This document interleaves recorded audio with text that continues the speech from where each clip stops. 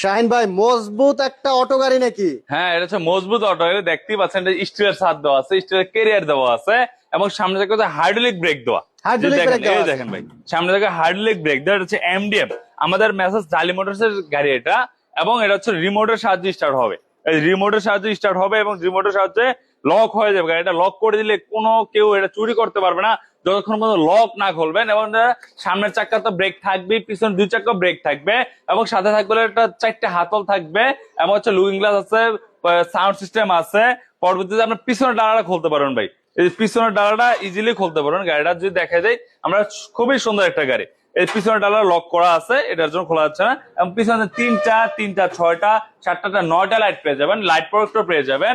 এবং এটা 5 ব্যাটারির গাড়ি, এটা এমডিএম গাড়ি, 5 ব্যাটারি অরিজিনাল চায়না গাড়ি। এই গাড়িটার মধ্যে কালার থাকবে 3টা, হচ্ছে আর্মি কালার, লাল কালার, আকাশি কালার। যদি কেউ লেগে থাকে অবশ্যই নিতে পারো আমাদের কাছ থেকে। প্রাইস থাকবে মাত্র 2,15,000 টাকা। এলআরএম এর গাড়ি। ধন্যবাদ।